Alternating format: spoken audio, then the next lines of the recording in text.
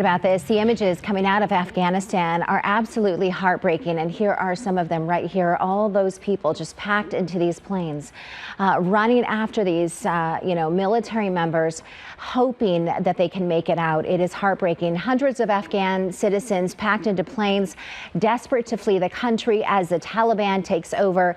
Well, for 2 decades, we have a local project, Project Artemis. They have been empowering women in Afghanistan through helping them start and run their own businesses and become entrepreneurs. And what they do is these women come here to the country, to the United States. They learn the tools they need, and then they go back to Afghanistan. And joining us this morning is Dr. Mary Sully de Luque, a professor at ASU's Thunderbird School of Global Management. Mary, good morning to you, and we thank you for your time. And I know you've put so much work into this effort with Project Artemis. For folks who are not familiar with it, what is the basis of the project? Yes, Project Artemis is a program that we developed through Thunderbird. Started in 2005 after the fall of the Taliban, and we screen, we accept these women into our program. We call them Artemis Fellows. They came to our campus in Arizona, in Glendale. Right. We were on our old campus at the time. And we give them a 2-week training class. It's like a mini MBA, mini business degree type of thing. They tour businesses here in the Valley, mainly women-owned businesses, giving them some of the basics. And then they go back to Afghanistan. They went back to Afghanistan, and we to run their businesses. We trained over the course of 16 years. We had 6 cohorts, and we trained 86 women in that program. They went back and they went on to hire 5. The numbers we have are a bit insecure, but we think at least 5,000 people they hired into their businesses. Right.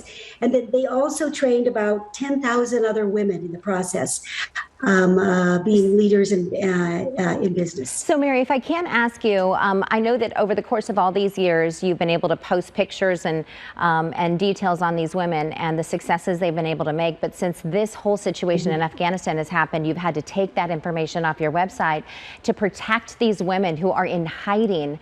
What is next for these women and these women who have become part of this network that you all have created? Yes, we are in the process. We have been in the process for the last over the last week and more to try to help them get out of the country. Many of the women went on to not only run businesses, but then be in leadership positions. So we are working with them as we can, and it's been a little bit under the radar, of course, by trying to get them out of the country, especially the ones that were most in danger and their families, because the Taliban would not be pleased with the work that they're doing and the inroads that they've been making. We did have to take down pictures. We had to scrub our social media of any of the images that we had. Some women couldn't have any images of themselves while they were in our program. Right. We couldn't take pictures of them because they'd be in danger and their families back in Afghanistan. And so, Mary, as you work to kind of help these women out, I can't imagine what it's like for all of you, because they've become part of a family, an extended family of Thunderbird, of course. If you can, I have about 30 seconds left. What type of businesses do these women hold? You shared with me over the phone when we were chatting, a lot of them actually have their businesses inside their homes in Afghanistan. It's a variety of businesses, everything from journalists to people that make furniture. We have some engineers.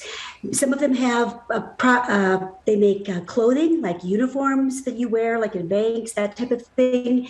We have women that were in businesses where they had nuts and spices.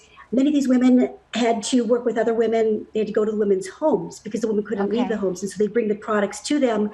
And many of those women are the ones that we were trying to help get out of the country. Some of them we think are getting out, and some we have lost touch with. The network that we developed, the women have been in touch with each other, and we have stayed in touch with them. And through that, we are quietly, as quickly as we can, trying to secure passage for their families and themselves. Well, Mary, thank you for all your help with those families and those women, because of course, as you know, the children, the girls, they are the future of that country. And so we hope the best for you and for Project Artemis. Thank you for your time this morning. Thank you very much. Thank you. Have a great day. We'll talk soon. You too. Renee. Okay. Oh, what important.